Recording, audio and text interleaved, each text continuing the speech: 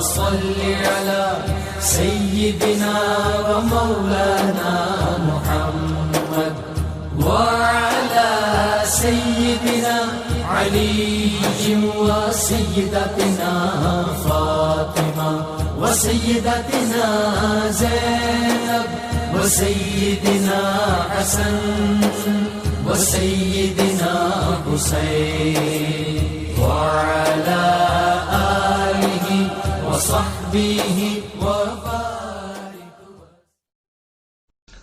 اعوذ باللہ من الشیطان الرجیم. بسم اللہ الرحمن الرحیم. الحمد للہ رب العالمین والصلاة والسلام علی اشرف الانبیاء والمرسلین واہل بیتہ الطیبین الطاہرین المعصومین. اما بعد.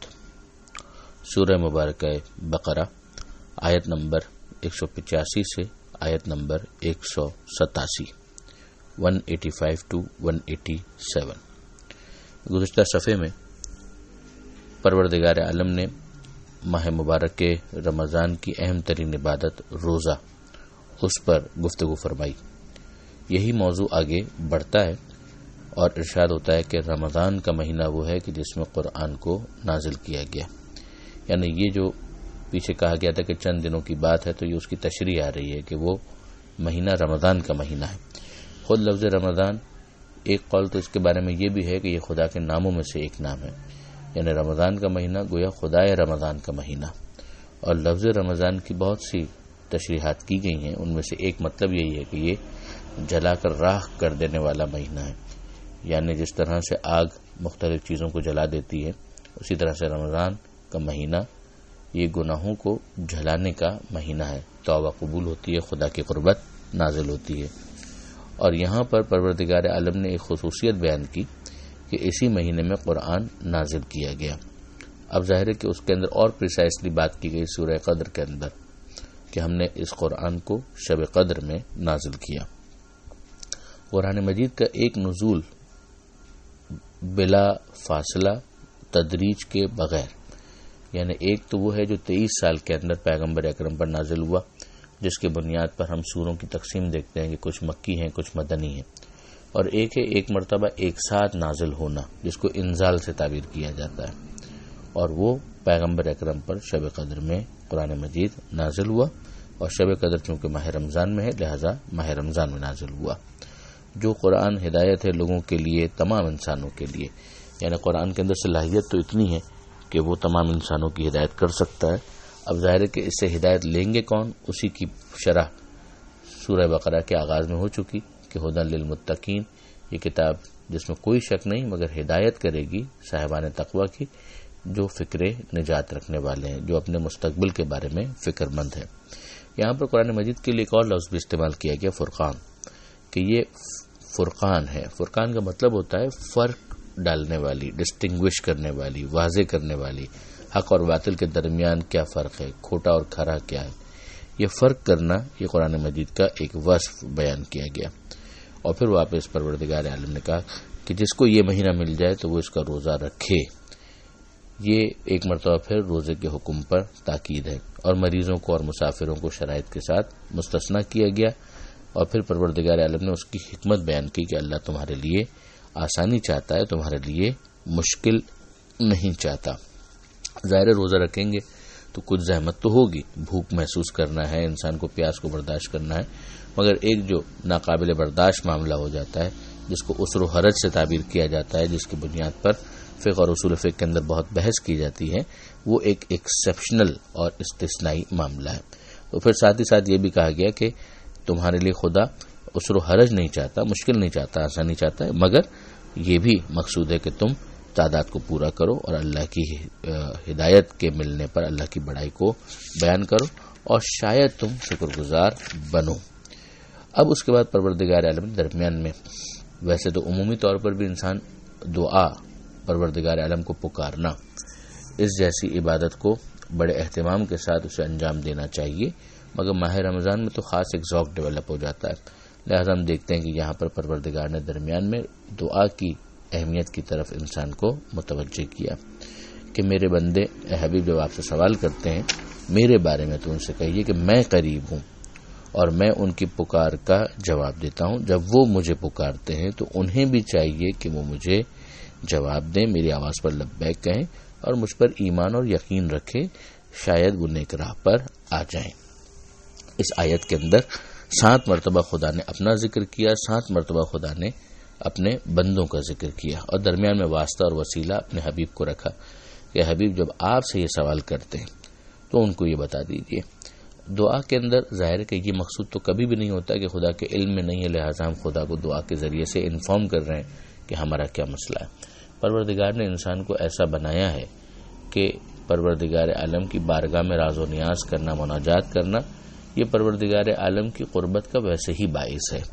لہذا دعا طالب ہونے کے ساتھ ساتھ خود مطلوب بھی ہے، یعنی انسان کو کوئی ضرورت نہ ہو، ورنہ تو کون ایسا ہے کہ جس کو ضرورت نہ ہو، لیکن اگر ضرورت نہ بھی ہو تو بھی انسان دعا کا محتاج ہے کہ اس کے ذریعے سے وہ اپنا دکھڑا، اپنا غم، اپنی بات کسی سے بیان کرتا ہے. خدا نے انسان کو بنایا اسی طرح سے کہ وہ اپنا کوئی ایسا سامع چاہتا ہے کہ جس کو وہ بیان کر سکے. خدا سے بہتر سننے والا کون ہو سکتا ہے؟ تو خدا کے علم میں تو سب کچھ ہے، وہ شاید اگے جان سے زیادہ قریب ہے، مگر خدا پسند کرتا ہے کہ اس کے بندے اس سے بات کرے، اور بندوں کو بھی اس سے حوصلہ ملتا ہے. البتہ اس کے اندر جو بہت اہم ہے وہ یہ کہ پروردگار کی طرف سے تو یقیناً جواب آئے گا، مگر یہ 2 وے ٹریفک ہونا چاہیے. یعنی اگر ایک انسان خدا سے یہ چاہتا ہے کہ خدا اس کی دعاؤں کو قبول کرے تو وہ بھی خدا کے مطالبوں کو تسلیم کرے کہ ایک بندے کی بندگی کی معراج یہی ہے کہ وہ اپنے معبود کے احکام کو قبول کرے اور ان پر عمل کرے. ساتھ ہی ساتھ وہ ایمان بھی رکھے، یقین بھی رکھے. جس طرح سے ماں بچے ہی کی مصلحت کی وجہ سے بچے کی بہت ساری باتوں کو قبول نہیں کرتی، تو اس کا قبول نہ کرنا اس وجہ سے نہیں ہوتا ہے کہ اسے کوئی انتقام لینا ہوتا ہے، بلکہ مقصد یہ ہوتا ہے کہ یہ بچے کے لیے مناسب نہیں ہے. سخت سردی کے اندر جہاں گلا بھی خراب ہو، انفیکشن بھی ہو اور بخار بھی ہو، اور بچہ اگر آئس کریم کا مطالبہ کرے تو ظاہر ہے کہ ماں انتہائی محبت کے باوجود اس بچے کی اس فرمائش کو پورا نہیں کرے گی. تو اس موقع پر بچے کو ظاہر ہے کہ ماں کے اوپر اطمینان رکھنا چاہیے کہ میری ماں میرے اوپر ظلم نہیں کرنا چاہتی، بلکہ یہ میرا بھلا ہے کہ جس کی وجہ سے میری اس بات کو مسترد کیا گیا. تو اگر کسی موقع پر دعا قبول نہ کرنے کا کوئی مسئلہ ہو یا حکمت ہو یا فلسفہ ہو تو اس کی طرف یہاں پر اشارہ کیا جا رہا ہے. پھر اس کے بعد پروردگار عالم نے واپس روزے کے حوالے سے بعض احکام کی طرف متوجہ کیا. روزے کے احکام میں بھی ایک ہمیں ایوولوشن، ایک ارتقاء نظر آتا ہے، جو نسخ شریعت اور ایک ہی شریعت میں مختلف احکام کے منسوخ ہونے کے حوالے سے پہلے بھی بات ہو چکی. ابتدا میں جب روزے کا حکم آیا تھا تو رات میں ازدواجی تعلقات، جو جنسی جائز تعلقات ہیں، ان کی پابندی تھی. تو یہاں پر اس کو لفٹ کیا جا رہا ہے، اس کو ویو کیا جا رہا ہے کہ تمہارے لیے اب رات میں حلال کر دیا گیا تمہاری عورتوں کے پاس جانا، یعنی اپنی ازواج کے ساتھ ازدواجی تعلقات کو حلال کیا گیا. پھر بہت خوبصورت انداز میں مرد اور عورت، جو میاں اور بیوی کے معاملات ہیں، ان کے لیے ایک تعبیر استعمال کی گئی کہ وہ تمہارے لیے لباس ہیں اور تم ان کے لیے لباس ہو. تو یہ لباس جس طرح سے انسان کے لیے سرد و گرم سے بچانے کا ایک ذریعہ ہوتا ہے، اسی طرح سے زمانے کے سرد و گرم سے میاں بیوی ایک دوسرے کی حفاظت کرتے ہیں. جس طرح سے لباس انسان کے لیے باعث زینت ہوتا ہے، اسی طریقے سے میاں اور بیوی ایک دوسرے کے لیے باعث زینت ہیں. اور جس طرح سے لباس عیوب کو چھپانے کا ذریعہ ہوتا ہے کہ اگر جسم پر کوئی داغ ہے تو لباس اسے کور کرتا ہے، اسی طرح سے میاں اور بیوی ایک دوسرے کے عیوب کو چھپانے کا کام کرتے ہیں، نہ یہ کہ ان کو افشا کر کے ایک دوسرے کو رسوا کرنے کا باعث بنے. اس کے علاوہ بھی بہت سی حکمتیں اس لفظ لباس کے استعمال کے حوالے سے علماء کرام نے بیان فرمائی ہے. پھر اس کے بعد پروردگار عالم کی طرف سے ایک تنبیہ بھی ہے، ایک ڈانٹنے والا انداز ہے کہ بعض افراد جب تک یہ حکم تھا کہ رات کو وہ ازدواجی تعلقات قائم نہیں کر سکتے تھے تو اس کی پابندی انہوں نے نہیں کی، تو ان کی مذمت کی گئی ہے، اور اس میں بعض بظاہر بڑے نام بھی ہمیں نظر آتے ہیں. پھر اس کے بعد پروردگار عالم نے کہا کہ اب تمہیں اجازت دی جاتی ہے، جو ہو گیا اسے معاف بھی کر دیا گیا، اور اب تم اپنے لیے جو خدا نے تمہارے لیے قرار دیا ہے اسے طلب کر سکتے ہو، یعنی ان ازدواجی معاملات کے ذریعے سے خدا سے اولاد کو طلب کر سکتے ہو. دوسرا ایک حکم جو روزے کے حوالے سے تھا کہ اگر کوئی رات کو سو جاتا تھا تو پھر اس کے بعد اب وہ بیدار ہوا تو اس کا روزہ وہیں سے شروع ہو گیا.